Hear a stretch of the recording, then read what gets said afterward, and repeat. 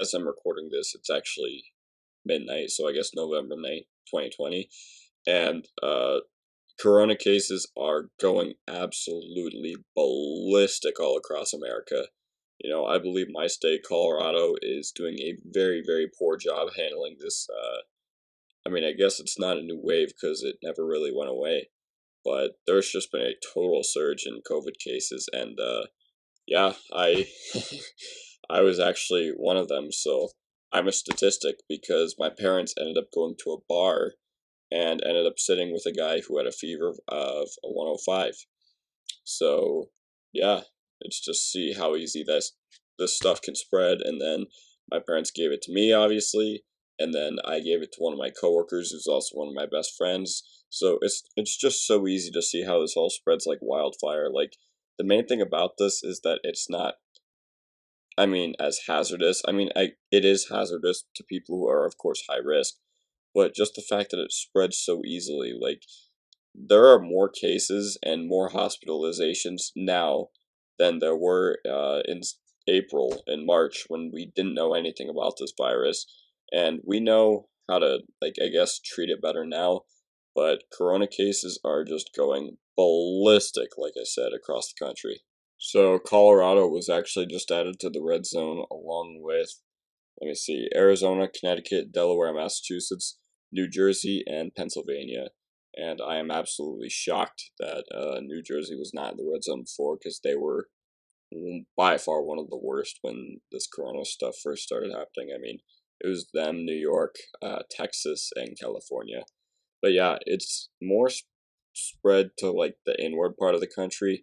It was just the coastal states and the states with a huge population before.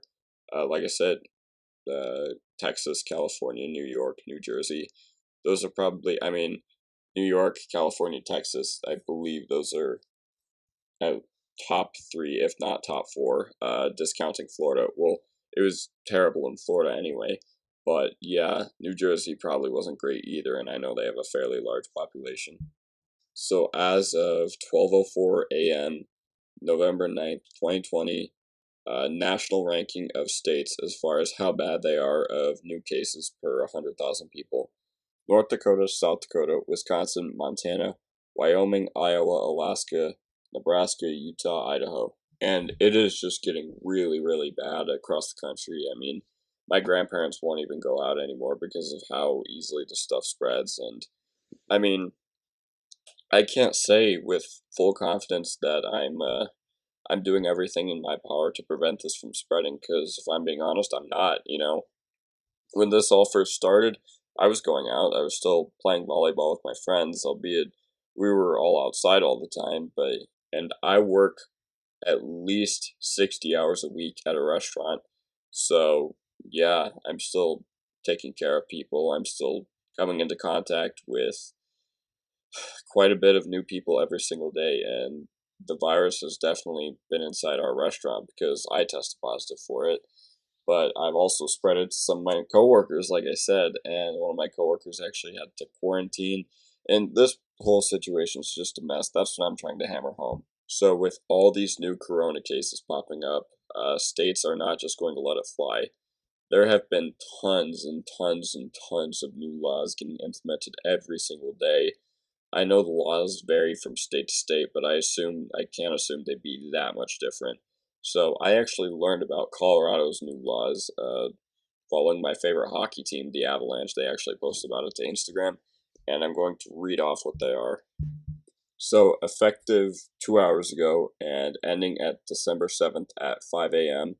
Uh, Thanksgiving Day is excluded. So I guess the coronavirus just doesn't spread on Thanksgiving. It just decides to take a break, and then we can all continue on with our lives the next day. But for the next 30 days, we are supposed to avoid gathering with people that we do not leave with, wear a mask when you leave house, which we were already doing anyway, washing your hands, and feeling sick, get tested for COVID. And so during this time, according to Denver's public health order, we have to be home by 10 p.m. And most businesses, including restaurants, have to close at 10 p.m. and they have to get rid of food and alcohol sales. So why in the world are we just shutting everything down at 10 p.m.? It's not like the coronavirus just pops out at 10 like it's a fucking vampire. I hope whoever in Wuhan had that bowl of bat soup really, really enjoyed it because it's so good now that the whole world knows about it. And I know all the boys I play fantasy with, who majority of which live in Missouri and Connecticut. Connecticut is starting to shut down at 9:30 p.m. I refuse to live in dystopian Colorado or dystopian Connecticut. I understand that they're trying to limit the spread of COVID, and I mean, I guess in March and April this was a necessary action to close everything because there was still a lot of stuff we didn't know about the virus at this time. But we now know that as far as healthy people who are ages, I don't know, 0 to like 60, that the survival rate is uh 99.8 at least, at very minimum. If like even 5%, no, not even, if even like 2% of the population were dying because of this, like the whole population, I'm not talking about high risk or old people, we would not be going out right now. Everything would still be shut down and would likely be shut down until we found a proper vaccine. 1% of all infected people dying is 1% more than it should have been. But I am of full belief that if you're high risk or elderly and you don't want to go outside because you're afraid of what might happen to you, then you have every single right to stay inside. But on the flip side, I also believe that if you're young, you know you can fight this off, and you have the antibodies like me, then I believe that you should be able to go out and live your life. I don't think it's right for the government to lock us up again. And let's be real, we will get shut down again. Like, I do not see this getting better anytime soon as it's getting colder and more people are indoors. Because if I'm being honest, like, we got pretty lucky with the weather when all this corona stuff was first starting because it just started to get warm and March, April, May was really, really nice in Colorado last year. So we didn't have a lot of stuff that or weather that pushed people indoors. But it's getting really, really cold. I know for a fact it's supposed to snow tomorrow, and people tend to not be outside when it's snowing and the virus lives a little bit longer. People will never like being told what to do. That's just a fact. Because it's just human nature to, I can't remember what the theory's called, but when you can't have something, you want it even more. And if we had another lockdown, then nobody would follow it because we already had a lockdown in March, April, May. And as far as I know, pretty much everybody who's a younger age and has had it has fought it off with almost no lingering problems. We need to keep the virus at bay as much as we possibly can because if we don't have anyone to go out and do anything, then it's just gonna suck. But do you guys remember in October 2014 when we were all supposed to die of Ebola, according to the media? The governor of Illinois literally said today that he cannot rule out the fact that there won't be another lockdown. I'm not sure if you guys remember, but late February, early March, Italy was basically the center of all of it in the Western world. And I remember because Italy was the focus of some memes, and there was a personal joke that if you know me personally, you probably heard about that I made in one guy's basement, but I'm not going to get into that. Over the past week or two, pretty much all of Western Europe is locked down again, and the Italian regions, as of Friday, that have been hit hardest by this new uprising second wave. I mean, it's not even a second wave because it didn't even go away. But this new surge in corona actually ended up locking down as well. For the third straight day, France has added a record of coronavirus infections. And for a country of around 64 million people, give or take, France added 87,000 new COVID cases.